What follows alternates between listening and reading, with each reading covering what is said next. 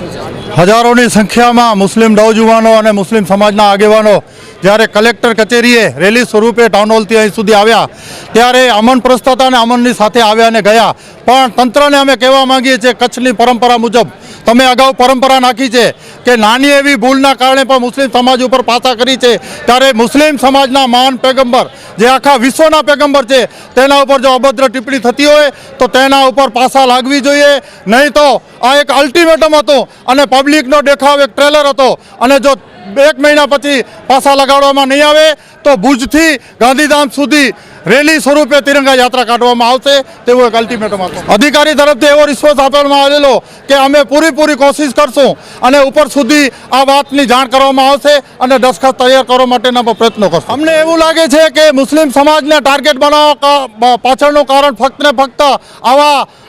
હરામી નાલાયક નાજાયજ ઓલાદો પોતાને આગળ આવવા માટે ક્યાંક રાજકારણમાં કાઠું કાઢવા માટે એ આવા તત્વો જ્યારે અપશબ્દો બોલતા હોય છે ત્યારે ક્યાંક ને ક્યાંક આવી સરકારો તેમને પ્રોત્સાહન આપતી હોય છે, ત્યારે પ્રોત્સાહન જ્યારે ચીજને અપાય છે ત્યારે જ આવા લોકો આગળ આવી રહ્યા છે।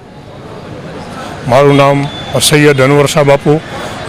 સુન્ની મુસ્લિમ હિતરક્ષક સમિતિ બાગેર અહેમદ યુવા વિકાસ ટ્રસ્ટ પ્રમુખ રાપર તાલુકા। આજની જે યુવા મુસ્લિમ સમાજ દ્વારા એક આવેદનપત્ર દેવામાં આવ્યું અને ગુસ્તાકે રસૂલ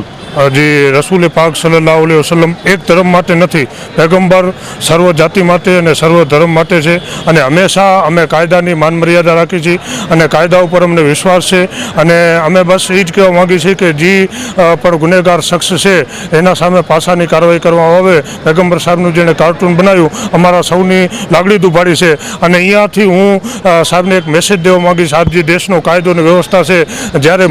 મસ્જિદ કે દરગાહ પડતી હોય ત્યારે જ ખાલી અમારા લોહીની અંદર એવું નથી કે અમારો લોહી ઉપડતું હોય કે અમને જોશ આવતો હોય, અમારી બાજુમાં ક્યારે પણ નાની ડેરી કે નાનું મંદિર પાડવા આવે ને તો પણ અમને દુઃખ થાય છે, હિન્દુને તકલીફ થાય તો પણ અમને દુઃખ થાય। અમે એવું હિન્દુસ્તાન જોવા માંગીએ છીએ જેમાં હિન્દુ પણ ભેગા રહેતા હોય અને મુસલમાન પણ ભેગા રહેતા હોય અને આખિરમાં બસ એટલું કહીશ, અલ્ટિમેટ આપીશ કે સાહેબ જો 30 દિવસની અંદર આના ઉપર પાસાની સજા નહીં થાય તો અમે જન્મથી ભુજથી કરીને ગાંધીનગર સુધી એક તિરંગા યાત્રા કાઢશું। 8-10 હજાર માણસો આવ્યા હતા અને જરૂર પડશે તો 5 લાખ માણસો પણ આગળ આવશે।